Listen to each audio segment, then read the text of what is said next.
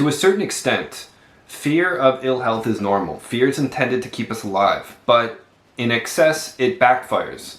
You cannot expect to live a long, satisfying life if the sympathetic nervous system is activated all the time, and caring too much about your health, ironically, does this.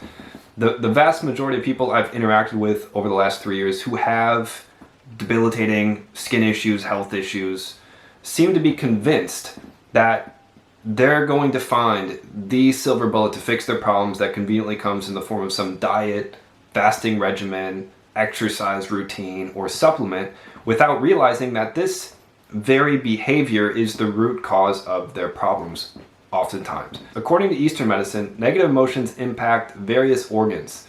The emotion of fear specifically is associated with kidney function because of the kidney's relation to the neuroendocrine system. And the longer you suffer from nonstop fear, the greater the stress is on that axis, causing a greater depletion of kidney essence and leading to immune problems proportionate to the severity of that depletion. Kidney deficiency and immune dysfunction go hand in hand. But the bottom line is that prolonged fear leads to immune system issues and is acknowledged both in Eastern and Western medicine. It's impossible to achieve and maintain physiological balance under a constant hormonal storm of fear and panic, which triggers the body to fight, flight, or freeze. Now you might be saying, I don't know what you're talking about. I'm just looking things up online to, fix my body and improve my quality of life. But that's precisely the problem. Constantly thinking that something is wrong, scouring the internet for answers, exaggerating the danger of everything floods the body with these hormones and wreaks havoc. This subsequent yin and yang disruption inevitably leads to psychological issues, including depression, anxiety, hypochondria.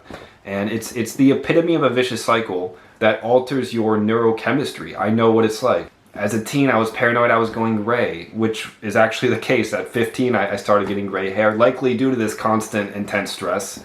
I'm now 29 years old and probably about 20% gray. As an early 20-something, I was trying to figure out why I had developed severe facial seborrheic dermatitis. So between the ages of 15 and 25, I was visiting all kinds of practitioners, doctors, devoured online comment sections, reviews, articles, studies pertaining to the health problems I was convinced I had, which kept creating new problems. This eventually cultivated an addiction to health supplements and adhering to a variety of trendy diets. Like an addict, I kept looking for my next fix in the supplement aisle, at the local health food store, on Amazon. After buying the latest expensive supplement, I would feel temporarily relieved, believing that it would be the answer to my problems. But the real root of my issues was my altered neurochemistry, which was relentlessly poisoning my organ systems, and vice versa as well. It's kind of like one of those chicken or the egg type scenarios. What came first, the chicken or the egg? Because the mind sends signals to our organs, and our organs send signals to our mind. So you want to improve both at the same time. So, why does this happen? What reason does nature have to make our lives miserable if we worry a little bit too much about our health? Seeing that nature made us to be social creatures, and we are required to work together and collaborate in order to survive. If you are simply focusing on your own problems, you are useless to the species as a whole, and nature will make things purposely hard for you so that you are forced to change and improve. Ignoring the pain and continuing the vicious cycle will obliterate, essentially, those who aren't willing to contribute to humanity in some way, or at least harbor the neurochemistry associated with these ideals and values. Even religious texts talk about this. Don't worship false idols.